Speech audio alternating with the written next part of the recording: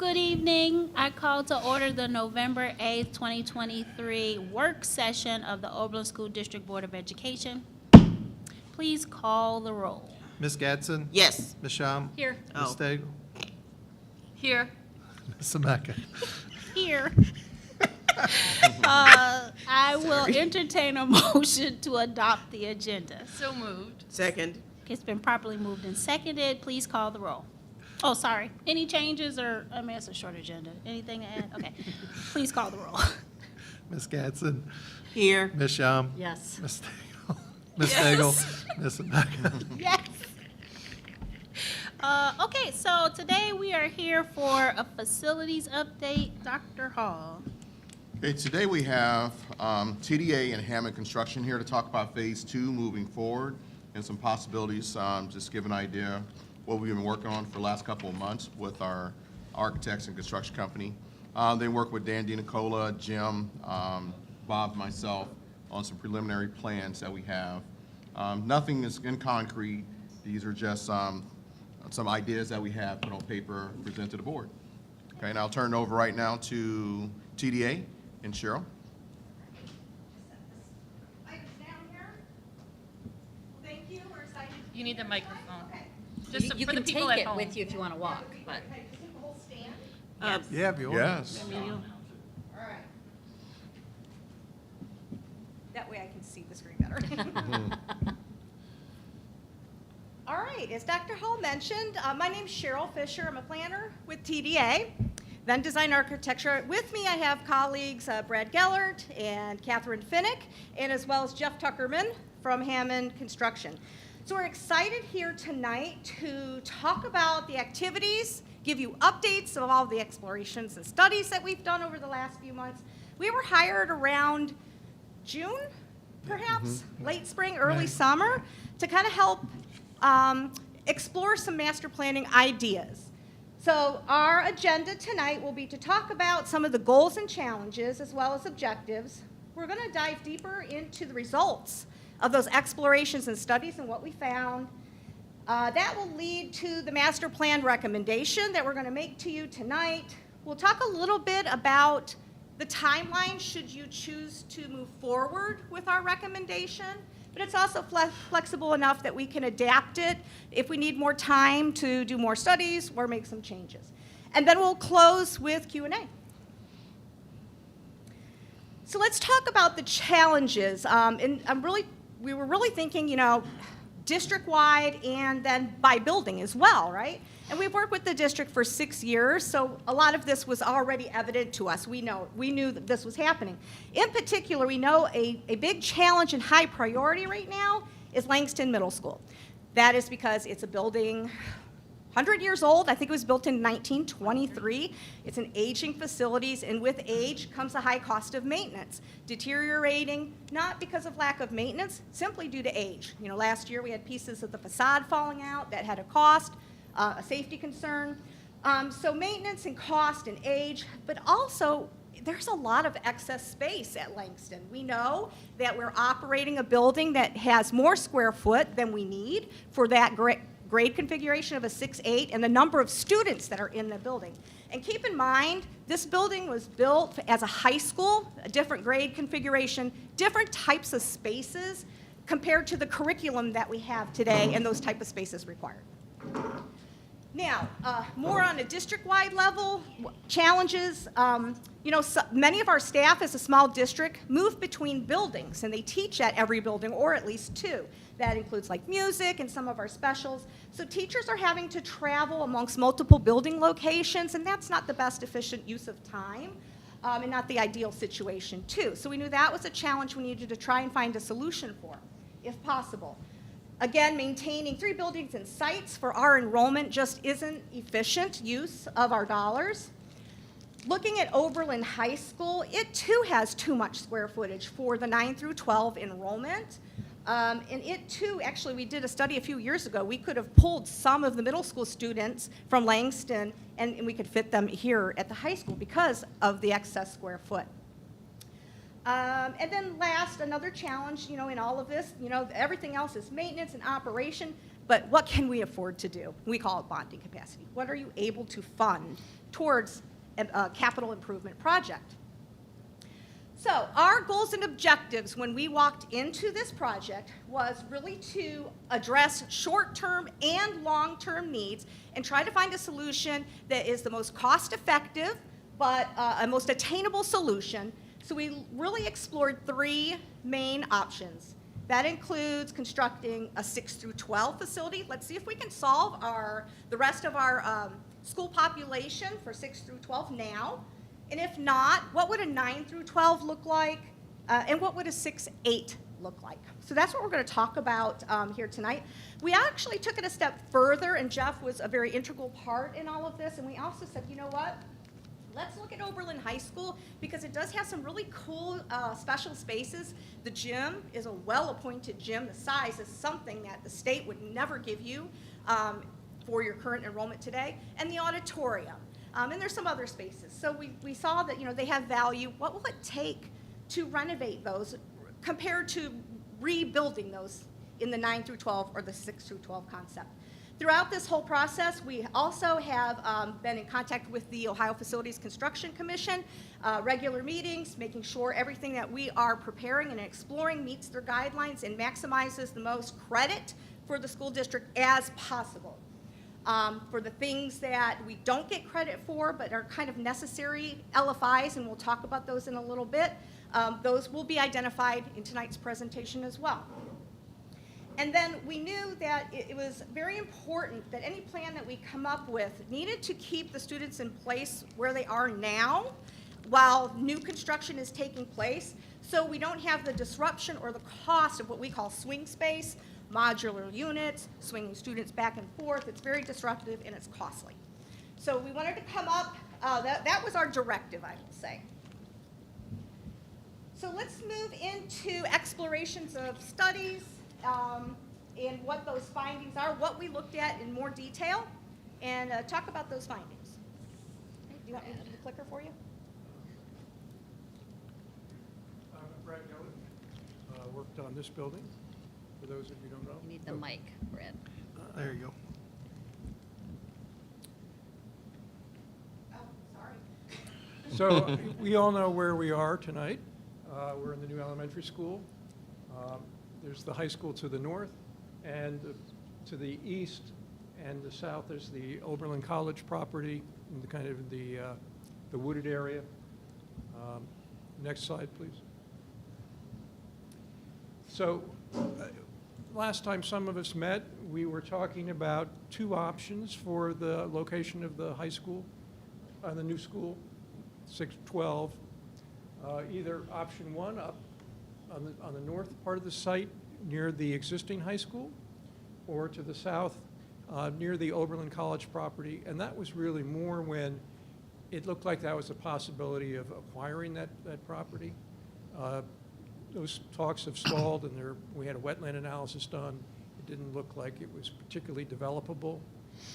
So based on that, and also based on the treasurer's, which she'll get to in a bit, the amount of money available, we thought by locating the building where option one is would give us more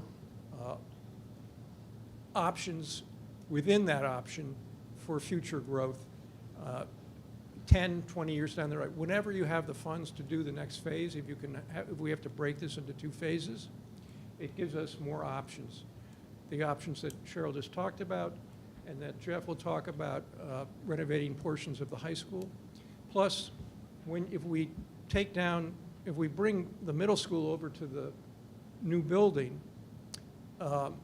then we don't need swing space if we do the 6-8 first. And then there's College Credit Plus programs and other curriculum sharing advantages by locating the building right next to the existing high school. So that's why we're focusing tonight really on option one. And then Rin will go into kind of the detail of what option one might look like. All right, so bouncing off of what Brad said, here is what we recommend to you. Can you talk a little bit closer to the mic, because I can't hear you? I'm sorry. Hi, sorry, can you hear me now? Yep. Yes. Sorry about that. All right, so bouncing off of what Brad said, the master plan recommendation that we have for you today is a full 6 through 12 building, which would be the very final, everything's done, all the phases are complete. The first phase would be your 6 through 8 building. This you can see here in the gray portion. And then your second phase, which can be broken up even further, is your 9 through 12, which would be the green portion, and the second gymnasium, along with an auditorium, which, if cost allows, could be built in the second phase, or as we placed it now, can be built in a third phase if necessary.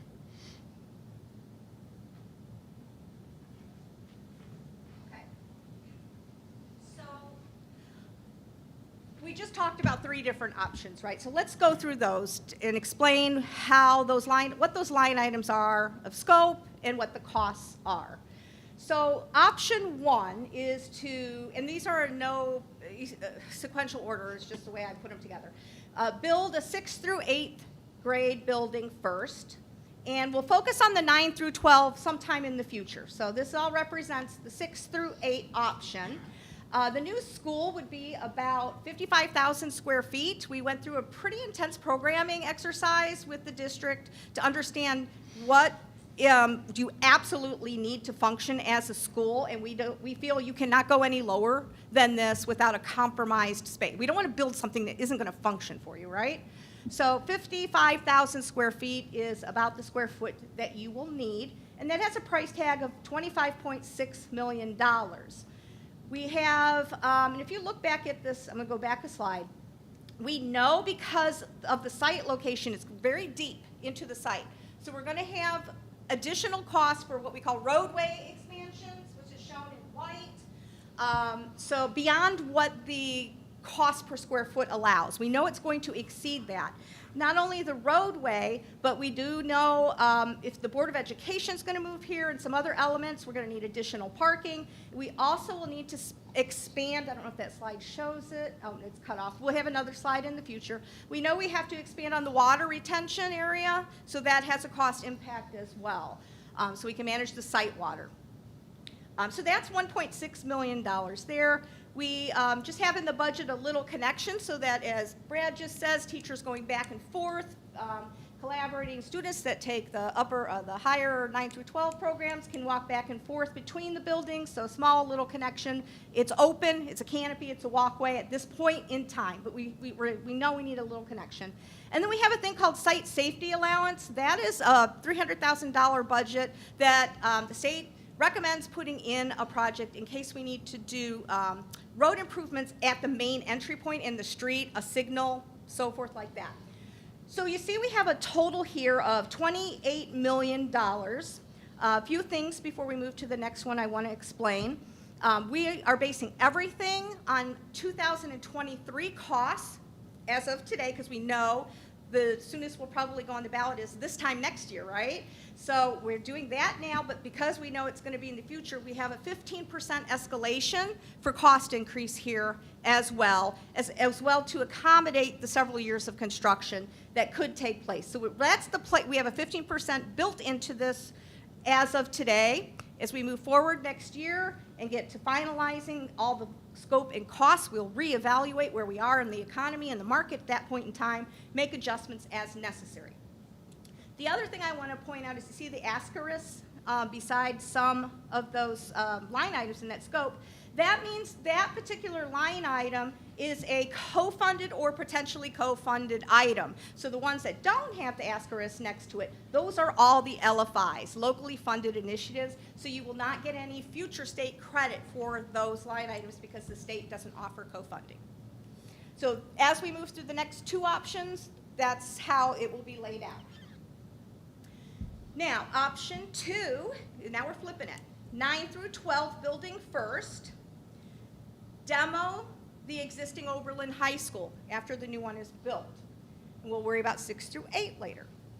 So how that all pans out, we have the 9 through 12. It would need about 67,000 square feet, and that includes 1 new gym for the high school, and we'll explain why we're calling that out there in a second. So $31.5 million. Same thing with the roadway expansion that we talked about. If you choose to abate and demo the high school, $1.1 million. If you'd like to rebuild an auditorium to duplicate what you have now in the high school, $5.4 million. Again, that's LFI. And then site safety allowance, which you'll see on every slide. So here you can see it's $40.1 million, so over $10 million more, to construct the 9 through 12 portion. Now, get it, certain items, you could take, you don't have to do the auditorium, but we did want to give you a flavor of what that would look like if you wanted to rebuild what you have now. So now I'm going to spin something on you. This was option 2, and I said there's 3, but there's really 5. Surprise! All right, so 2A, after we started diving in, and it really was birthed by Jeff's exploration of the existing high school, we thought, well, what if the district does want to save the auditorium and the gym in the existing Oberlin High School, demo all the academic portions and rebuild the academic and administration and everything is new. So that's what this one is. We call it 2A. So it's still 9 through 12 first. You can see the square foot is less than the previous slide, where we were at 67. Now we're at 51. So areas, we're taking away the gym out of the new construction, the locker rooms, the construction factor, the corridors, everything associated to that athletic piece brings the new construction cost down. So that brings the total to 23.8. However, if you look here at the select renovations to Oberlin High School, it's an additional $10 million.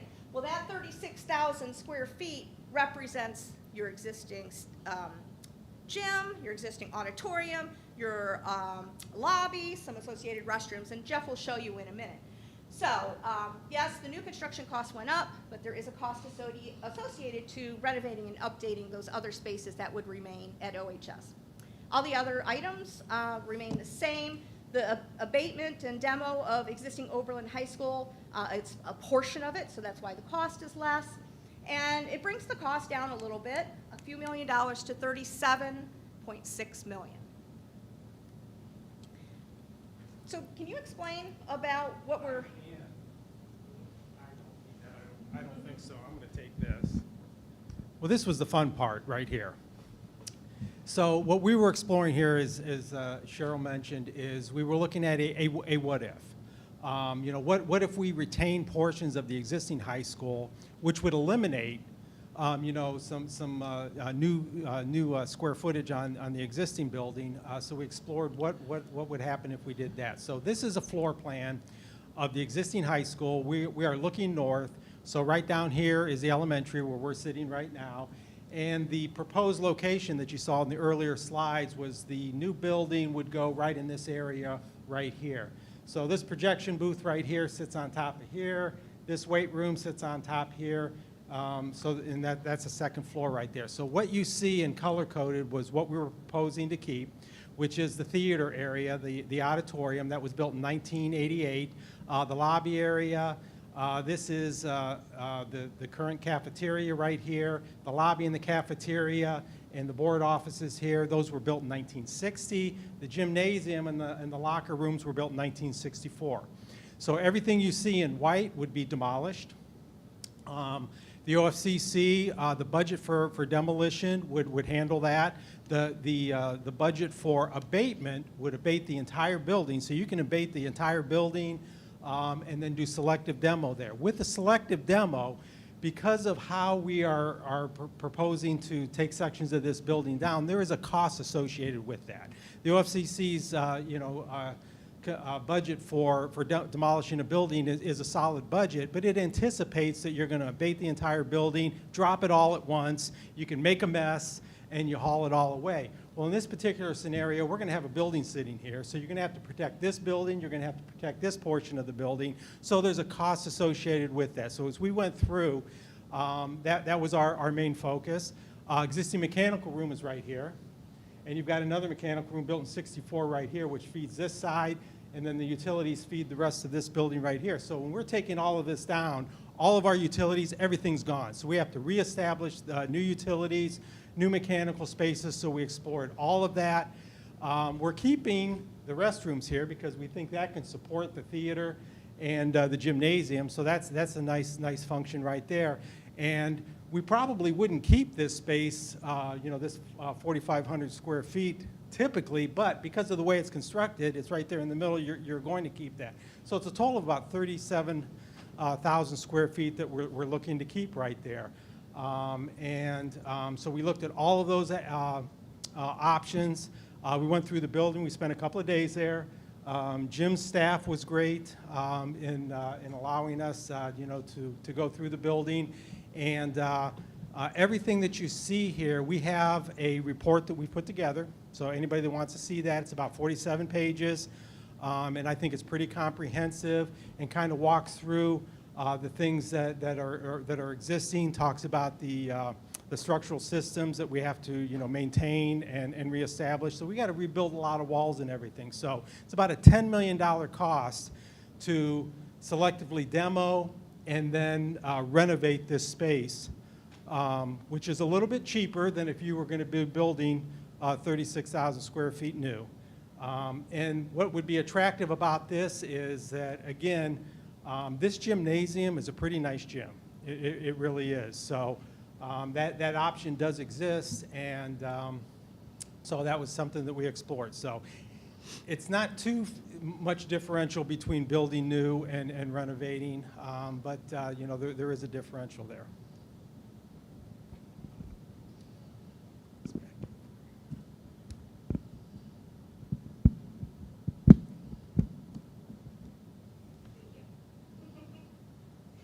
Okay, so now we're going to go through option 3. It's really 3 and 3A. I'm sure you caught on.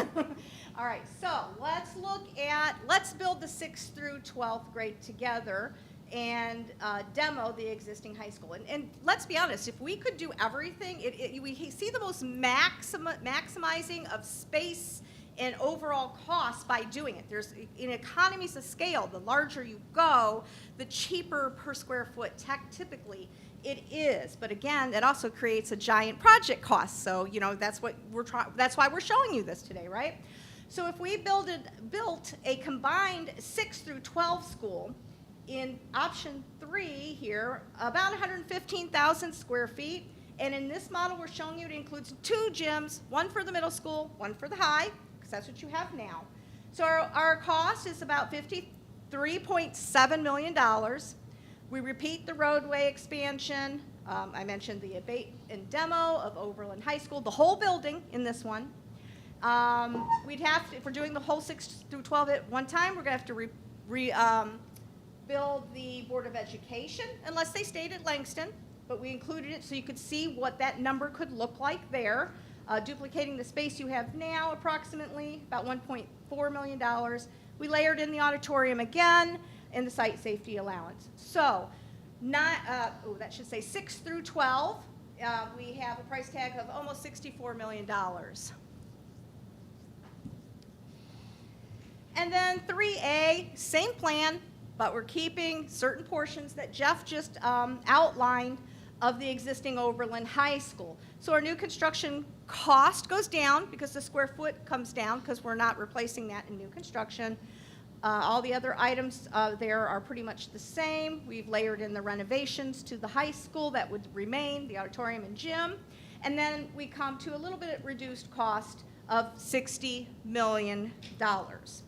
Now, so I just gave you scope, options, the results of the studies, and that's a big part. But now we have to layer that and kind of analyze that against what can you financially do. That's obviously the ultimate factor in this. So if Bob, as treasurer, this is your wheelhouse. I would really like it if you could explain where we are sitting financially, what our options are. Currently, right now, with the district and the debt that's already issued, our debt capacity is right about $25 million. So realistically, by the time we would sell bonds, we would be under $10,000 in bonds still outstanding on the new elementary. So we could issue at about 2.9 mils, a bond issue for $15 million. With the Nexus money, which, depending when the Supreme Court just had their remarks, I guess, from the defendant and the plaintiff. Arguments. Arguments. So that happened on October 4th. I did speak to Mr. Snodgrass today. He said it went very well. He thought it went very well for him, and they said they should have a decision by December 31st. So if that all gets wrapped up with the current funding that we have, we could sell, they're called, I can't think of the word, COPS. We could sell COPS right now, and that, since it would be coming from the general fund, it doesn't hit our debt capacity. So we could do 6 million of COPS with the Nexus money alone, and it wouldn't touch any of our operating money. And then or $8 million, I'm sorry. And then currently, with the Nexus money that we've already collected and the leftover money from the elementary, we have $6 million in hand. So can we just clarify that the first bullet is additional funds that we would be collecting from the community? Yes. That we don't currently? 2.9 mils. Right now, at today's numbers, depending when we put it on the ballot, it would probably be a little less. And that would cover the 6 through 8 at 29 million, depending on the cost of inflation once we get there. If it's over the 15% that we've already built into the numbers. All right, so that leads us to the latter parts of this presentation, which really ultimately is the master plan recommendation, and I bet you all know what it is, right? This part here, right?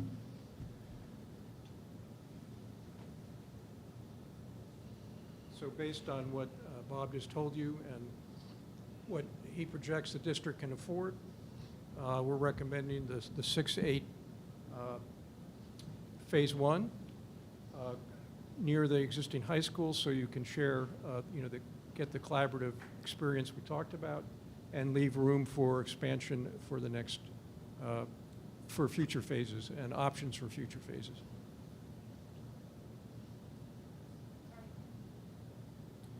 This, and just back again to the full diagram showing you those future phases, the 912 in green, and sort of LFI, locally funded initiatives in the bluish colors, the gym and the auditorium, if you decide not to renovate the existing high school, which you obviously couldn't do, in this option because that's still occupied.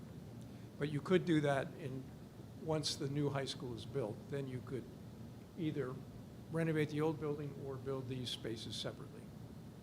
Is there a slide that shows how this interacts with the current high school? Yes. Like, it looks like maybe that's the corner of it in the top left. Right. Well, the gym is like here. It's the next slide, thank you. The locker rooms are over here, then the art music rooms up here, and then that's where we have that connector we talked about. Sorry. How about that? Oh, yeah, There that's you it. go. There you go. There it is. The connector we talked about, you can see right here, if you decided to spend that money. And this is a site logistics plan, which Jeff will talk about, showing how we could accomplish this construction while you're still occupied. Yeah, I think this is a really good aerial right here, because I think it gets to where you were trying to get your your brain wrapped around where's the new building going in relationship to the existing building, because we've kind of showed some slides here. I think this really shows it, because this is the proposed, what you see in white here is the proposed 6-8 building. So this is the existing high school here. This is the parking lot. This is the auditorium right here. So when we demolish this, if we were to keep this portion of it, this all comes away. So we're building, in this scenario, we're building as close as we can, possibly, to the existing building. So imagine this all gone away, this gone away, and this stands. That's the connection. And then you wouldn't build these pieces here. You wouldn't need those. Now, the beauty of this plan, in my opinion, is this location is you don't have to make those decisions now. You're building for your 6-8, you're getting them out of your worst building into better educational facilities, better educational opportunities. Down the road, when you start talking about the addition onto this 6-8, to house your 612, then you can make that decision. Do you keep this piece or do you build new? So I think that it really gives you a lot of flexibility down the road, as opposed to building down here. You've kind of cast the die that you're not keeping any portions of this building, because if you did, then it's kind of a standalone, and that doesn't function very well. So that's a long lead into, we wanted to show you a site logistics plan, because we think that it's really important that as we engage the community in a bond campaign too, there's going to be a lot of questions. If you're building on this site, how are you separating not only our high school kids from the construction, but also our elementary kids here as well? So the blue here is our construction fencing. So we've got it all fenced in.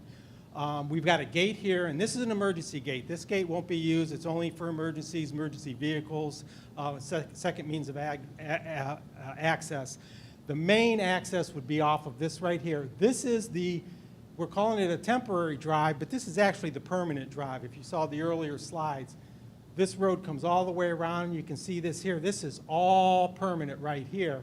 We're just going to be using that as our temporary drive. That'll be the last thing that would be constructed. At the end of that, you would asphalt that and have a little temporary ring around here. So the contractors will come in.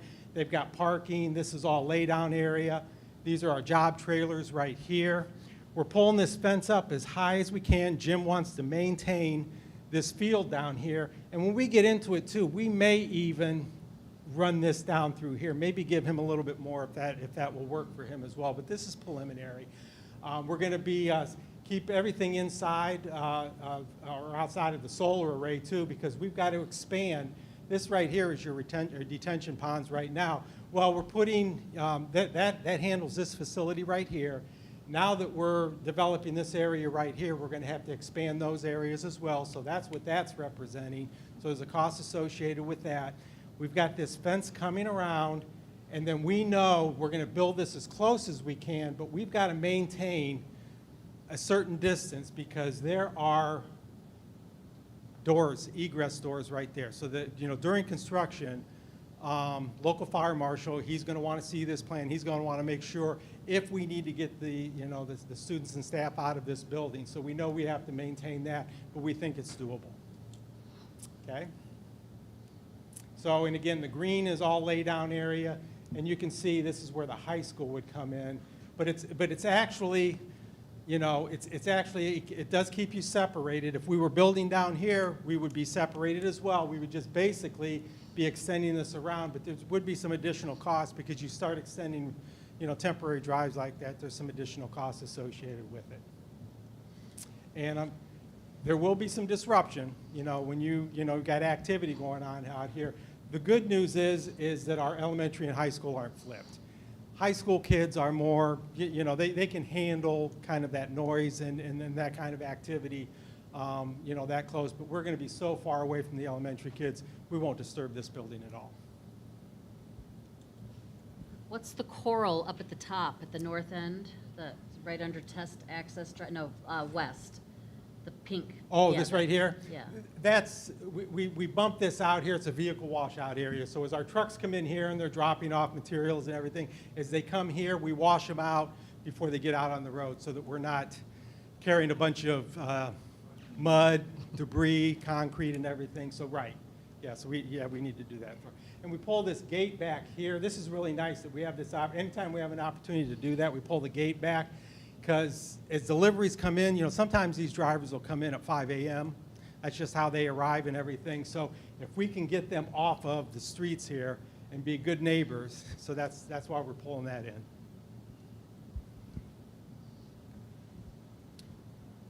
Okay, just to go over the recommendation again, this is showing the full build-out. So to show you that we can fit other things on the site in the future. There is room for, if you decide in the future you want to spend $10 million on a stadium and track, turf field, it will fit there. We still have the Pleasant Street site where you have room for a soccer and football field, and the disposition of the Langston site, perhaps saving part of it for your bus operations. Any questions on this? I think even though we're showing Oberlin High School still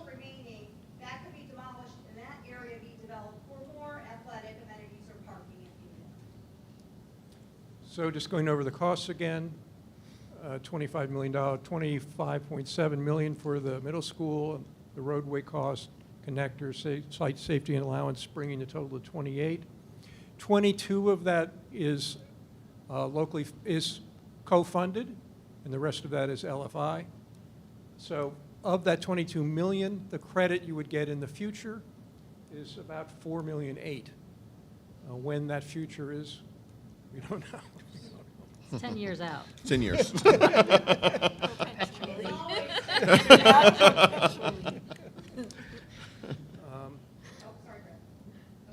Well, you want to go over the notes in the bottom? I think I already stated them all. Okay. I explained it on the first slide. Okay. So why are we making this recommendation? Because trying to save you operating costs for Langston and provide a nicer place for the middle school students. Meets Bob's forecast of what he can pay for.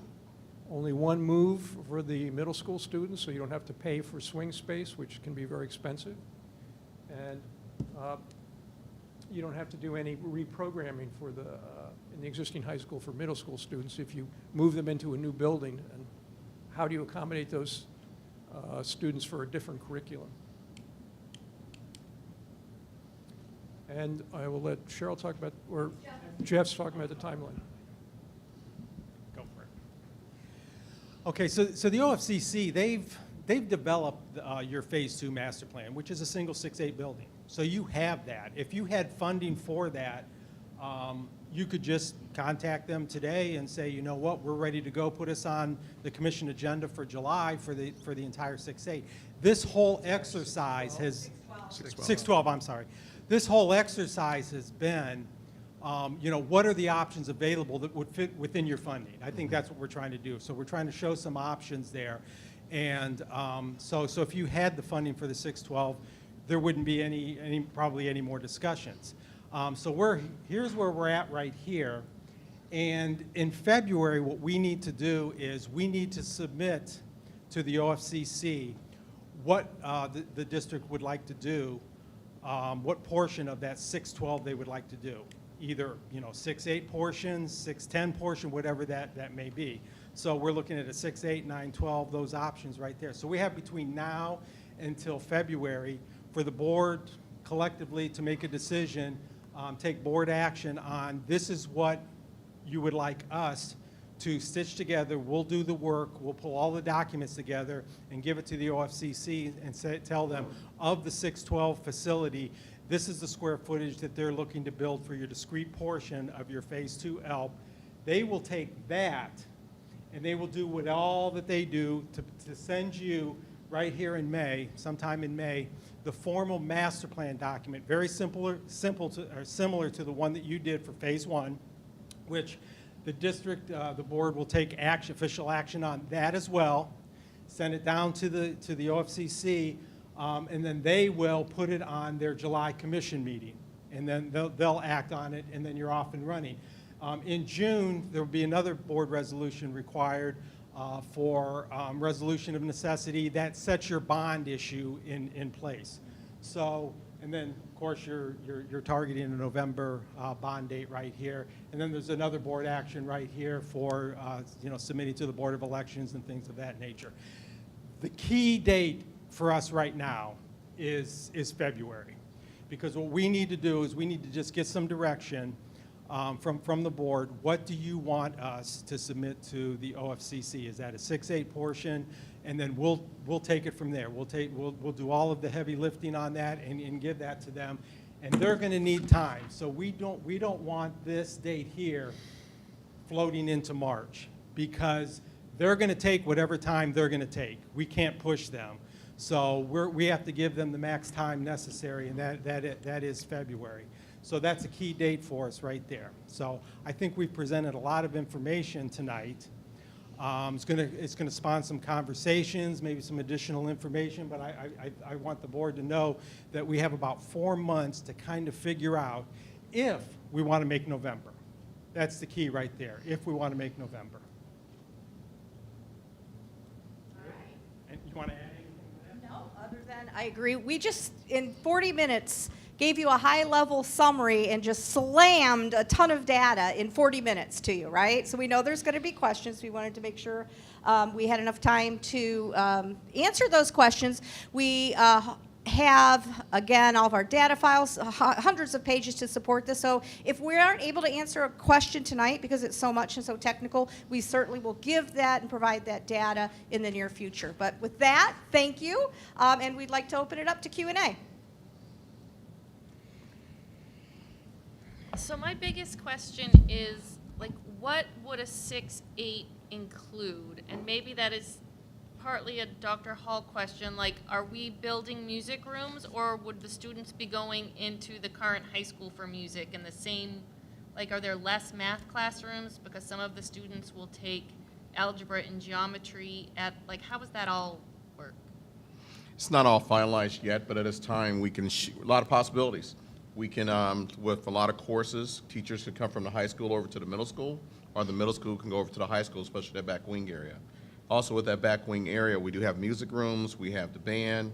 So we want to try to not duplicate services. So students can go over there for band, orchestra, and some of the shared services that we have.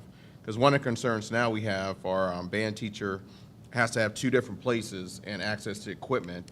It's nice to have the band teacher or some of our teachers at one location so our kid have access to it at the same time. I think we are analyzing different models for that as well. So currently now we're looking at a shared services piece for them. And that's answer your question or not, but It partially does. I guess Yeah. part of it is like how many classrooms would be in that 6-8 building compared to what we have now? Or what we use now? So we did develop what we call a program of requirement that does identify exactly how many regular classrooms, how many specialized classrooms, teacher locker room, and all that. So we do have that, and that makes up the locker room and all that. So we do have that, and that makes up that whole 55,000 square feet. So we can provide that outline for you. And we went through the programs and actually ran mock schedules to make sure what we're talking about building will work for your academic programs. One thing we didn't cover and point out is in phase 1, in that 55,000 square foot, we are building what will be the future high school administration, and that's if we demo Langston, the Board will be displaced, right? So existing 9 through 12 will remain in function in their current administration. If we build the high school administration now, the board can move in there until the next phase, so they're not displaced. So it's an option that we've included and built in, can be removed, but we've thought about things like that so that everybody has a space, and we can do try to do as much as we can with the dollars that we have. I'm sorry, you just said that when you demo Langston? It's a possibility. I don't, We we don't- don't we have, don't plan on- Say stop using. yes, how about take offline? Okay. Sorry. yes. Repurpose, Yeah. there you go. Yeah, It's there you go, like just that. an option. No. So I have a question. With this first phase and what's being recommended for the 6 through 8, we're talking about having I guess we would, if we're building the middle school here onto the high school, then the kids will just stay at the school where they're at. Okay, Yes. gotcha. Yeah, so then they wouldn't need to go into the high school before they get their new building.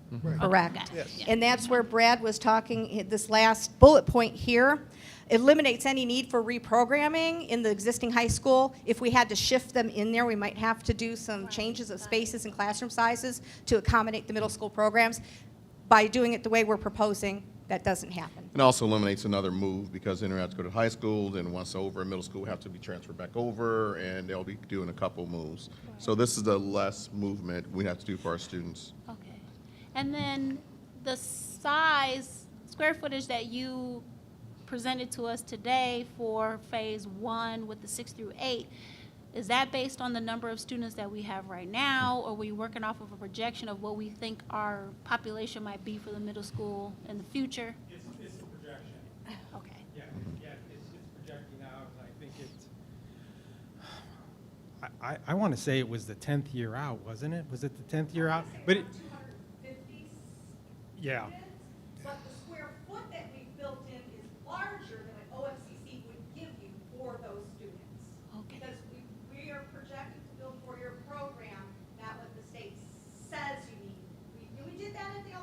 At the elementary. Here, yeah, Yeah. okay. This middle school is, the OFCC has a formula, and it's a number of students, and they project it out, and this is the year we're taking, and then it's a square foot per student allocation, and the square foot that's being built is larger than what they would, provide credit for or recommend, which is very common. They have a formula, this is what it is, but it doesn't necessarily meet the district's needs. And it's Dr. Hall and his staff, the programming, it hasn't been a drive-by. So, the spaces are going to accommodate that student population well. Within the school, we accommodated, right now our class size at the middle school is probably, I believe, when we first started off, we said, about 25, 26 kids in class.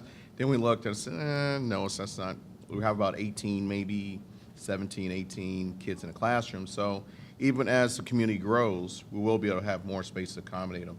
Because that's one of the things we're concerned too, is working with the city, not concerned with, but excited about. New developments coming on board, the city's working on some new developments. Langston, a world of possibilities for housing possibilities as well. So as the community grows, Oberlin community grows, we'll be able to accommodate new kids and new families coming in. Couple of quick questions. Softball, baseball? Currently softball, baseball will play at Hamilton Field. However, we do have space possibilities if the high school is going to stay at the location there. If not, in phase 3, we call it whether you demolish a high school, you'll be able to have some more space there for some fields as well. We were just on the phone with the city, I think today, for Town and Gown, and we do have a 5-year agreement with the city, and they've been phenomenal for letting us utilize their fields. We do provide transportation for our students out there if needed. They really mostly practice at our site here, but most of the games and things are done there. But a lot of times they practice out there in Hamilton Field too as well. We're trying to work on a long-term agreement with the college, and we're working with them on that too as well for a long-term site agreement if needed. But we do have space for other facilities too. This is it's a beautiful, beautiful design. I had no idea, how we managed to do this, without demoing the high school and putting a. Sorry about that. It's a beautiful design. Appreciate it. I didn't know how you're going to do this without having to have swing space either in the. And this allows you to not have swing space both in the first and the second phase. Mm-hmm. On the other hand, I can't help feeling that we're spending dollars to save pennies, or more to the point, spending tens of millions of dollars to save hundreds of thousands of dollars. Langston's a very expensive place to maintain, but those costs tend to be in the hundreds of thousands of dollars. And we're talking about, and I just don't, and yes, it's inefficient for teachers to have to move from building to building. And it'd be really lovely to have it all in one space. And it's inefficient, but those inefficiencies are in the tens of thousands of dollars, I just don't see how to justify it. I don't see how to justify it. And our community is a generous community. If we put this on in November 2024, they will pass it. But I just don't see that it makes sense to spend tens of millions of dollars or $30 million to save hundreds of thousands of dollars. I'm having trouble with that. Are we going to get a copy of this aerial site plan? Yes. Mm-hmm. Okay. Okay.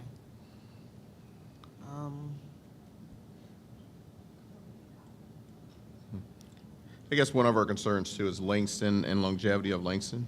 By some of the repairs that we placed in there, it's only getting worse. So can we predict what's really going to happen in the future with that facility? We do know eventually sometime that we do have to vacate that facility. We probably want to do it sooner than later to vacate the facility because it is getting costly with the piping and the plumbing, the bricks, the boilers, the maintenance on that building too is getting pretty costly at the same time. Eventually, within a couple of years, I think it's going to be, it's going to be a concern for us. If you recall, when we worked with the OFCC to develop our master plan, we agreed to a new pre-K-12 building. And we looked very closely at Langston. Could we save it? What would it cost? We looked at renovating it to the OFCC design manual, and we looked at renovating it just to the basic building code. And in both cases, it came out, it was cheaper to build new than it was to renovate that. So I don't know what the future has to hold, but I know Langston would require a whole lot of work, and you almost need a major upgrade at this point. Could you go another year? Could you go another 2 years? But at some point, you're going to need that major upgrade. If for some reason you do want to keep Langston, then somehow we have to renegotiate with the state, because our agreement was to replace pre-K through 12 facilities. Well, I think we're committed to doing that eventually. But I mean, like, you know, in 2028, our finances get dramatically better because we will have paid off almost all of our, well, over half of our elementary school building will be paid off, and that will make our, you know, help our finances a lot. Yeah, I can't predict the future with repairs or what's going to be needed, and I don't have a true projection you're funding. That's a good point. You'd have more money available, but also 5, 6, 8 years from now, these costs are going up. We're anticipating 15% just in a year and a half. So what's that saying going on and going on? I don't know what the answer is. I don't know what that exact point is. I'm just saying I know they're going to go up. Did anybody do a projection for Langston of when we will have a catastrophic failure of one of the systems in Langston, as in like the heating system goes completely down? The pipes Yeah. just keep breaking. Right, no, and, I mean, but they are able to be repaired What day is it? as of now, right? And so my question is, I guess, we know Langston is breaking down. We know it has continued to break down. What are we looking at ballpark, because I know it's not obvious? Like, oh my God, the heat is not on. Nobody at Langston can go to school today. Yeah, I think we shared those when we had a presentation not too long ago about the cost to renovate major systems. I don't have Right. it in my head. Right. The two boilers, Uh-huh. Betty and Susie down there, are 1958. They do us well, but they're 1958. Mm-hmm. The struggle we've been having lately are the cast iron pipes in the walls are deteriorated enough that Right. there's blockage, and you know how pipes are. Right. And they're rusted. Right. And so we have to tear into the walls, and we have leaking basements. So we've put probably $7,000 in plumbing in the last month and a half as Band-Aids replacing pipes. And those were areas we could get to. You know, the art room, the storage area, the art room was leaking, coming down on the board office ceiling. Turnbull Plumbing came and did a great job, helped us, emergency, got it done. But every time we do that, we have to call in Freeman Environmental, who is our asbestos abatement company, and have her test the walls we want to go into, and have her test the floors and the ceiling tiles to make sure that we aren't getting into an area that we shouldn't be touching, or we have to come get it abated. All that adds time. When those And money. pipes have been leaking for 3 and 4 and 5 days, because we've had them come in and we've had to send the asbestos testing out, we've had to shut that water down, and we didn't have restrooms in the board office for 3 or 4 days. They were polite, but we couldn't turn the water on because it was coming down on our heads. That's just a small example we've had here in the last 2 months. We take pictures of the pipes. We can show you how corroded and junky the pipes are. The pipes are the same age in that entire building. So when that's going to turn into closing down an entire section, I have no idea. We'll keep it going for you as long as we can. You know, last summer, you know that the beam across the windows of the library have been rusting for years and years and years. It was rotten, and the brick was falling off the wall. So you're right, we paid $80,000, but the time to come in and redo that and retuck point that wall, you know, luckily nothing happened, but they had to literally remove those beams and redo those beams. So It's an old, beautiful building, 100%. But we have some challenges with it. And I can't give you estimates on No, no, what's no, no. next. I didn't want an estimate. I am trying to establish the fact that it is not only just fixing, it is also eventually going to be a replacement to a building that is already there. And you're just talking about the plumbing. You're And- not even talking about the roof, which we 100%, patched. 100%. But the options that I don't want to get into, which I hope we don't want to get into, is we're in an emergency situation. We cannot use Langston. Right. And we're bringing quickly modulars in and Modules putting them That- on a that site is- somewhere. that is where- And that's we've what got to I'm do trying 6 to or 8 figure out. modulars to get to, and at 200,000 a modular. But, that's emergency type of things we might have to do. I don't know. I can't predict that, Ken. and No, I'm no, no, not no. trying to give I'm, you like I gloom and said, doom. I I'm just, not doing I'm that. trying to figure out when, just get it out there that it is a possibility that we could be in a situation, well, like you said, you just been fixing the pipes and stuff recently. I mean, let's put it this way. I understand about the age of stuff. My furnace just went out on Friday. So, and it's only 20 years old. So I can only imagine the older stuff tends to last better. But, things break. And I can only imagine if we're coming up on the winter season, and while it's not really cold right now, what are their names, Betty and who? Sue. Betty and Sue, They take turns. you know, For a little while, and then they take turns. So they yeah, switch on and off. yeah, I do realize that this is a potential issue at our building. We had to replace our boilers, and our building was built way more recent than that building was built. So I'm just trying to, And even with those furnaces working at their peak, Right. some rooms are cold and some rooms are hot, and they're doing their best. we're not mad at you, Betty and Sue. We need you to keep working. Well, and just another point to tie onto the modular recommendation. I mean, if you do want to do a comprehensive redo of the school, and you obviously have to replace all the plumbing, the electrical, the technology, you have to gut the building and put new systems in. You have to move the students out of the building. It'll probably take a couple of years. So that's not an inexpensive option. You think it would take a couple of years to gut the building and redo it? Yeah. I mean, would you agree, Jeff? Yeah. So- I'm not talking about renovating them. Sorry, I couldn't answer any better than that. No, that's fine. That's fine. Given the nature of that conversation, though, which was very helpful, thank you, is it possible for us to get the numbers that we got? I can't remember when it was either, but I do know that Yeah. so that we can compare, because we've had this 100%. conversation broken up into pieces over. Yeah. 100%. I can share. Yeah. Yep, I'll find those slides and share them with you. Thank you. Thank you. Yeah, just what was done before. I mean, it was compelling. We're not going to renovate Langston. It just doesn't make sense to do that. I just can't remember. Right, yeah. We get to see it. And I guess my other question is the parking that little light green rectangle between the two white streets? Oh, What? okay. What is Yeah, that? is that, yeah, I guess I just want to know where the parking is. That- That's additional parking. So is this. Yeah. And so is this. This would be there. this was added, this was probably the last thing that Brent added. You need to talk in the mic for the. Oh, Oh, yeah, microphone. talk in the mic for the people at Sorry. home. This was probably the last thing that Rin added, because as we were discussing it, it was like, we don't have enough parking I don't know there. if you've been out here when there's like a soccer game, but it's just, everybody's parked all willy-nilly all over. Please, pre-K elementary school pickup. We'd be all out there. Yeah. No school has enough parking for athletic events. No. Yeah. Because that would increase the stormwater retention basin. It's a short-term event, so building for short-term events is just cost prohibitive.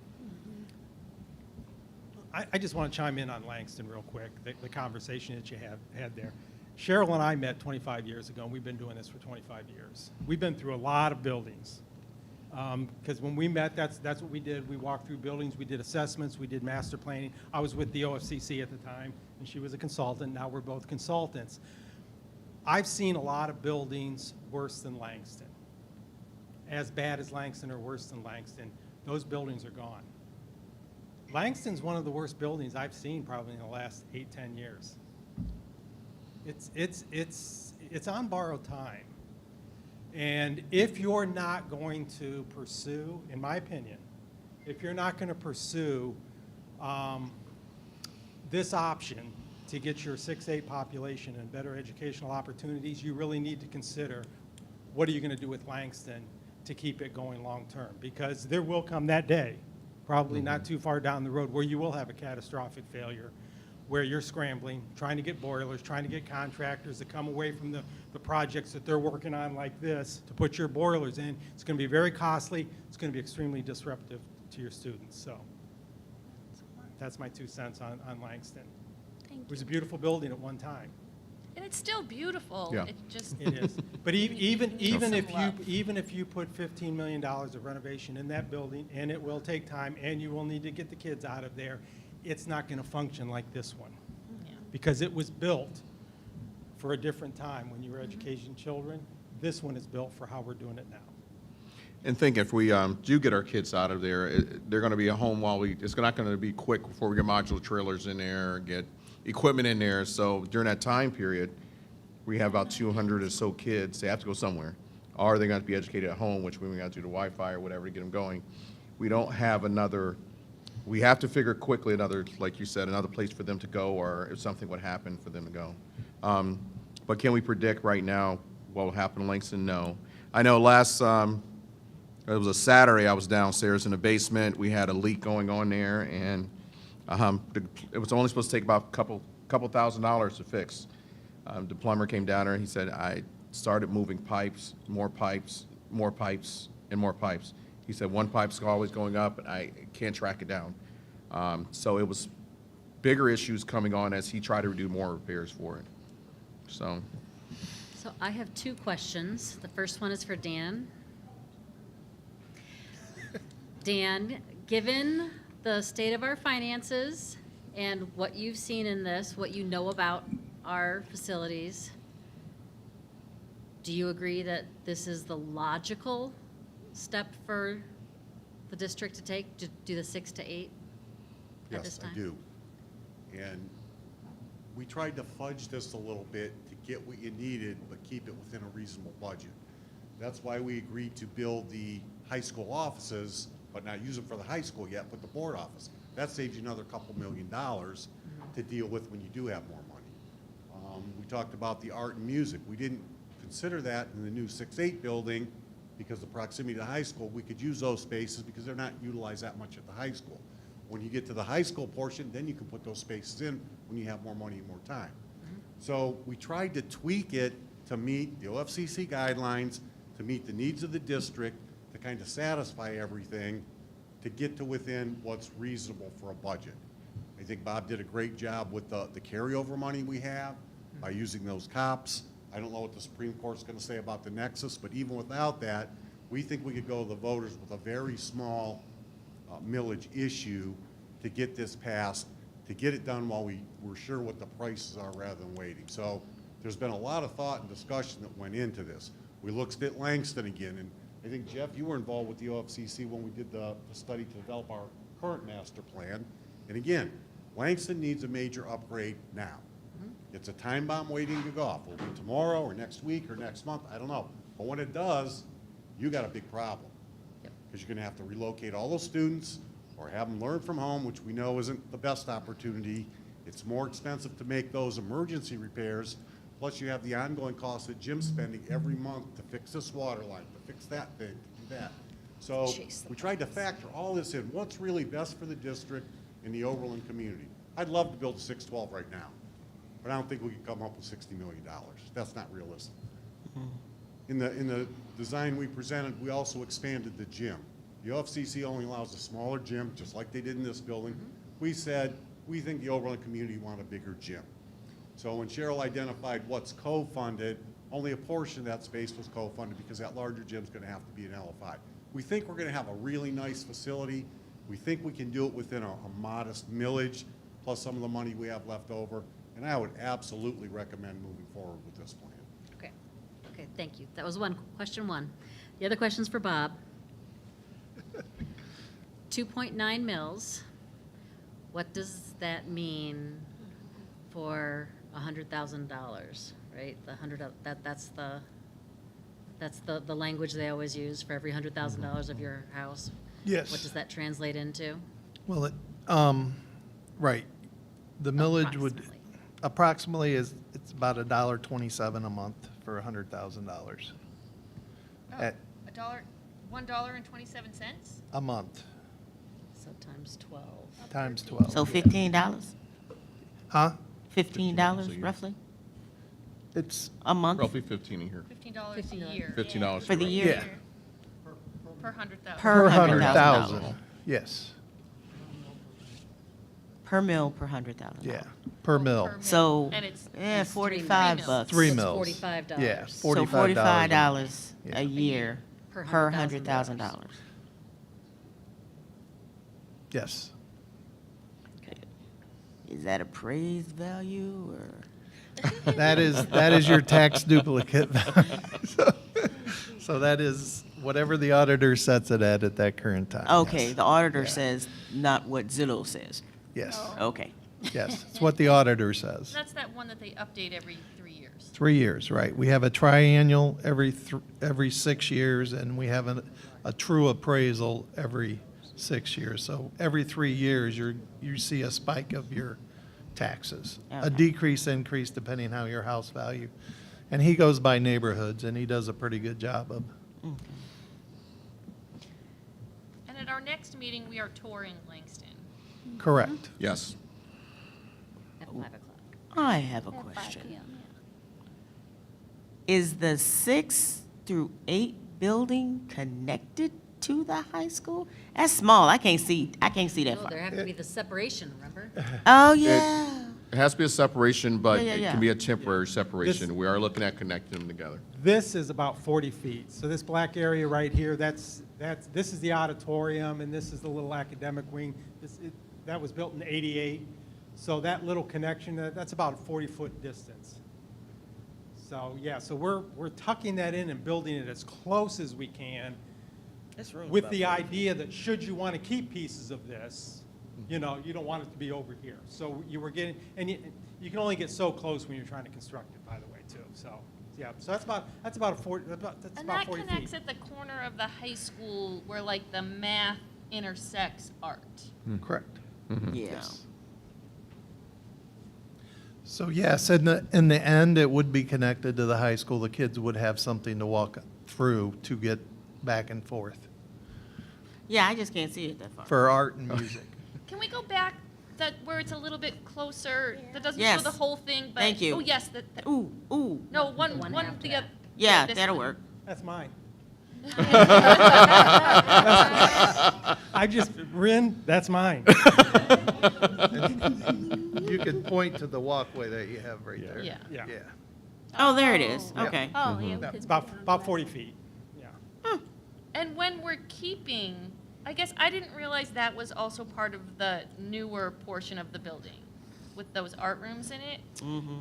Like, can we keep those too? Well, correct me if I'm wrong, the art rooms are right in here. Yeah, that's the art room. Oh, Yeah, then so I guess, this, if you were to keep the portions that we showed earlier, yeah, this is gone. okay. So this is the line right here. This is the auditorium, then it comes around, here's the restroom right here, and then here's it's kind Right, of, so I guess my concern with the auditorium is that if we're keeping the auditorium and none of the space around it, like the wing space in that auditorium is non-existent, so it becomes much more difficult to use for anything other than class without some sort of dressing rooms or space to store instruments or that kind of. Basically, can we keep another 100 square foot Yeah, so can we we can keep a have little extra? yeah. Well, on either side of the house of the auditorium, there are rooms. Those will stay. Yeah, those rooms. Yeah, I'm those, sorry, yeah, those rooms. are stay. tiny. I was But- going to but say they're- something yeah, else. they're not Yeah. that big. They're, I think when you get to that point, Okay, yeah, I guess we are nitpicky. Yeah.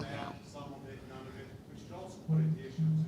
If you feel the auditorium is Yes. saving, if you have a small addition, Yeah, that one's a hallway. So like, where are those? What are those? They're the hallway that comes out the side. No, this is just like storage now. There Right was, now? yeah, there's That's just- where they have the there's- music room, the instruments at. Right. This is mechanical right here, Okay. which feeds this, This is the storage on the back of the media center. Yeah. Oh. Where the Yeah. servers and stuff are. The other ends, This could be used. Yeah, but they're, yeah, whatever we want, Yeah. Mhm. yeah. And Also, like he said, we have no use Oh, yeah, right now. that wouldn't be the cafeteria. yeah. Right. Yeah, Well, there is still a this could be, connection. this could be, there's no, we didn't budget any money in there, but this could be reprogrammed, but it's, you know, as you said too, Dan, you know, you could come out here and say, well, we really need a little want to bit keep more that too here. as well. So There's a yeah. lot of possibilities with those So we could keep a little pieces. bit more Yeah. on one Yes. side or the other? Square footage here, and we kept this partially because it's a big lobby space between these two areas. Right. And, you know, people gather before events, you can have concessions and sales, so it's kind of free space. Yeah. I mean, Yeah, that's- Heidi and I are just thinking like the I mean, theater. that's the exercise you would go through. Yeah. Imagine if the 6-8 was built here, and, you know, let's fast forward 10 years, you know, and the OFCC says, you know, we've got funding for you and everything, and you're putting your 912 over here.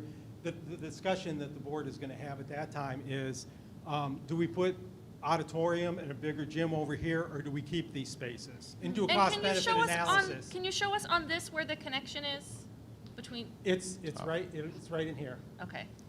Actually, right? Yeah, right See there with those- that. Those Yes. doors right That there, door right that's there. where, Math that's where class, we're Ah. math room. So Those that doors. building comes, and that other comes right here. Okay. Okay. And then Right now, this, there's like a this shed would out all, there, this would right? all go away. that would Yeah. go away. One other side down. Well, yeah, I'm just trying to, That may go away picture. sooner than later, but yes. We're trying to show you a big picture Right. with some options. We weren't gonna get into the details, you need more dressing room space then. Right, right. Because it's not important at this point, to give us some direction how to proceed. Then we can deal with all those details. But you have a number of different options, just will save you that portion. We do. Building new, a little bit of excuse both. me. And Yeah. You're in a great position whenever you get to that next phase. right, right. And I just feel like some of the details are important between what we're giving away with our old buildings and getting in our new building. Like if the art teachers are gonna share one art room in the high school, you know, Langston's art room has class in it all the time. So maybe the high school art room doesn't currently have class in it all the time, but Langston's does. So, like, the music rooms there's only one music teacher for each music room, so that isn't an issue, but I feel like some of those issues are, Well, we put together the best plan we could with the information we had. If you said, move forward with the 6-8, but you have to include an art room, we'll put an art room in there, and we'll add another $1 million in the budget, or whatever it is. That can all be done. But we're trying to look at the most economical way, to get the kids out of there, maybe share some space, until you have the funds to do that other portion, that's all. yeah. Okay. Dr. Hall ran the schedule. Yeah, and keep in mind too, like the high school have 2 art rooms too at the same time, But one's a utilized here. drama room now. It can be any room we wish, but it can be a drama, it can be switched to different locations. Drama's not operated all day long within the high school either. There's only certain periods you have drama, so we can, different rooms for different things there. But like Dan said as well, we can also say, you know what, if we try to get it to the bare minimum what we need, and we knew it can operate as a middle school there, but we can add, and with Dandy Nicola running the mission, you can save us more money, a couple million, and we can add some more classrooms on. So, now we go from there. 7 or 8 classrooms, we got that up to 12 or 15. Yeah. Because we know you have a smaller student-to-teacher enrollment, but those aren't used all day, every day. So one of those could be somewhat an art room, or certain periods of the day it could be used as an art room. It doesn't have to be a typical classroom. So we have some other spaces like that built in, I'll call them multi-use spaces, or Yes. whatever, that you could do until you get to that next phase when you build an actual official art. We have a science lab built in it too as well. I'm sorry, Ann. I was just gonna say, when I was in the high school, the dark green space was called the all-purpose room. So that's, History repeats itself. Yep. Well, I want to thank you especially for, first of all, for reminding me that you used to work at OSFC, because this whole time I've seen that guy before. Yeah. He's been telling you 10 years here for, before. Well, actually not here. I'm at the district for the first time. What were you all changing your logo? What year was that? Was that 2010? Something like 2010, yeah. Or earlier, 2008 maybe. Yeah, 2008. We came initially to present some findings on assessments and whether you wanted to launch into planning for help at that time. And we came in and we're gonna present, and you were talking about your logo, and you told us, we don't have time to talk to you tonight. We got bigger things. What's our logo? Yes, I'll go back to 2008 when we first met. Yeah, you've been here the whole time. And I also appreciate hearing that, I mean, the fundamental problem is that Jim's doing too good a job. He's keeping that building together, and hearing that it is perhaps the worst school building in the state, that's, It is bad. And I think we go on, but like I said, the ones that I can remember that were worse than that, Chalker in Trumbull County was built in 1901, and then it had a large addition put on by the WPA. That building's been long gone. But it's a bad building. And I think part of it is that it doesn't look that bad. doesn't look because bad outside, we've but it's replaced bad. the carpet and we've painted the walls and we've yeah, kept the building Jim's doing up. too good a job. But that doesn't, none of that paint's gonna fix the pipes. No. And the fact that there Spoilers. is the possibility that, that there could be a catastrophic failure. I don't know what that would be, but Yeah. and we then have to, teach our students in modules, modular homes. Well, the other thing too is. Those things mean a lot to me. Construction never goes down, it always goes up. And in the last 3 years, the state's budgets have gone up almost 40%. So, in the last 2 or 3 years, post-COVID, the construction market has really gotten squirrely. And those costs have gone up. And, fast forward, 7, 8 years down the road, this same plan, we take that, 8 years down the road, this thing may not cost you $28 million. It may cost you $48, $58 million. And that could be a reality. So it's a matter of, could your community afford that then? Our budget for this school, the state-approved budget, was about $250 a square foot-ish.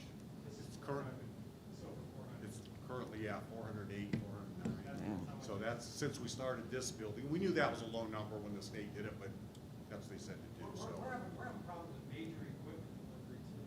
Things like switchgear for your electrical, air handling units, the air handling units you have in here. Those things traditionally, you could rely on that they were 6, 8 months max, 8 months at max. We're talking 2 years. So now There's our components they can't get. planning is, we can start construction here. We can't get our mechanical equipment when our mechanical rooms are ready. So there's discussions of pre-purchasing and everything. So the supply chain is really, really messing up the construction industry right now. And that's inflating costs, quite frankly. And my final thing, Bob, I'd like to sit with you sometime and try to figure out how we can take advantage of the fact that basically we have 4.8 mil, which is now collecting at 4.7. And as you pointed out just this morning, that'll drop to probably 2.7, somewhere in the twos in 4 years. And so I want to see what we can work out so we can stay as close, put that 4.8 back on, and maybe bump it up a little bit, but not have to put in 2.9 now and then have a couple mils drop off 4 years from now. I think we may need to talk to our bond folks, but Yeah, I think we can. yeah, we could do that. I think we might be able to do much better than Yeah. that 2.9. I like it when Ken talks like that. Let's see what we can do. These have been great questions. It sounded like you were nearing the end of them. If you have any more, just let me know right now. But I did want to say, we were hoping, first of all, we wanted to present all the work to you, lay everything on the table of what your options are, as well as our recommendation. So we're actually kind of looking for you tonight to tell us what our next steps are. Jeff outlined, we need to be done in February, so we kind of need direction. Do we continue moving forward with the 6-8 option, creating the finite details that would be necessary for an OFCC and board approval in February. Do you feel comfortable enough giving that okay now? Do you not feel comfortable enough? You want us to stop? We want to shift or do another plan? But at this point, we feel like we're at that crossroads. In order to meet February, we do need to get an understanding of your pulse and your initial idea moving forward. So we can't vote on anything today, right? No. Because this is No, a work no. session. No. But just an idea of what we're, I mean, I like logic and reason and things that make sense. So this all made a lot of sense to me. I would go with the recommendation, but that's just me. Everybody else can speak, yeah. Yeah, too. I would like to move forward with the idea of doing the 6-8. I agree, the 6-8 makes the most sense to me. I think that we absolutely need to involve the community in discussion. And I mean, that came so true as things get heated about frustrations people have about the way things lie now. You know, I find myself keep coming back to, you know, we involve the community in our decision-making, and so it's imperative that we make that happen. And is that something you would like to engage in between now and February as we finalize the plan, or are you thinking more post finalization where we bring the community in? I think the answer is yes. I think it's both. I mean, I It's think we both. start, I mean, you know, I say you put 10 Oberlinians in a room and you're only going to get 15 opinions. So, I mean, Really? we like to talk things out. We like to think them through. And so I think we have to give our community time to understand, digest, and accept. So I don't think there's any reason to wait. I mean, I know we started early last time when we still had just like plain pictures of ideas, and everybody said, but what color is it gonna be? Right. Yeah. So, but I mean, we can manage that. And that stuff will all come later, the color, Absolutely. They're used to it now, it should be. What it is, so we can get an agreement with the state. Then we start the process Yep. of the actual Okay. design, the fine tuning of it, how it's all laid out, colors, spaces. So we still have that whole process to go through with whatever option you choose. Right. And I guess what it is for me is saying choosing an option makes it feel like we are making the choice to go forward with this project, and we wouldn't want to do that without community input. Yes. Totally understood and agreed. So we can devise a plan to do something maybe web-based for now, for the month of December, to get the community word out. Given the holidays, it's really hard to get people to come into meetings to have these type of discussions. As passionate as they may be, family obligations and schedules take priority. So we can do something virtually for the month of December to start getting some feedback, and maybe in very early January, have some type of community session, and it would have to be very early January, and then make a decision there. You know, okay, is this a community accepted plan? Do we have the support of the community? Okay, we can move forward in February with our action items. How does that sound with everybody? Sounds Good. good. And Okay. Dr. Hull, we do have 2 community sessions I was coming thinking up same that thing. are already planned, right? Some listening sessions, yes. Yeah. Oh. So it would be nice if there were some sort of board or something that people could see, so we could say, this is what we're thinking about. We could even do, I don't know how, we can work out the details, but we could do it in a way where they have a preference, and we do colored dots and stuff like that if we want to go that deep. There's a multitude of things we could do. If you would send us Yes. the dates and times for those sessions, so we can prepare something for that to support your The initiative. first one's next Thursday. Yeah. I know. Oh. Because it's the same night as Right after my big fun OSBA. Right, yes. Okay, and that's here. Various locations of the community, I'm not It's in sure. Oberlin. Yeah. That one, I think that one is here. But I'm not, Yeah, the other one's this. Could one have the other been, one's at Mount Zion. We have a couple of different times too, in the afternoon and the morning. I'll send the locations and times. Okay. All right, well, with that. Well, and Go ahead. let me just say one other thing. I think by February, I don't think the community will be making a decision. Like, I think the idea is the board needs to be receptive, like, making giving the opportunity to provide input that's going to help inform, and I can now use the word, the board's decision, because I won't be part of the board at that point. So I don't think you're going to get the community saying yes or no Right. until November of '24. Yeah. I think that's when you're going to get that. That's where we want that. Right. It's providing the opportunity to gather as much input that's going to inform your decision. Right. Okay. And don't forget, this requires 4 different board resolutions. Yep. You can pass the first one, not pass the second, or pass first. So you can kind of stop us at any And time. we did that before. I remember that. Once you take your head and say, yeah, move forward, it's a done deal. Uh-huh. There's several options, so. Yep. Thank you. Opt out. Nice job, guys. This is Yeah. good. Thank you. Thank you. Thanks. We're Thank very you. pleased. This is exciting for us. We've been a part of the Oberlin family for 6 years now, some of us longer. Jeff, it's all about you. When I left, I said I like the birds, so He did make the graphic we really liked.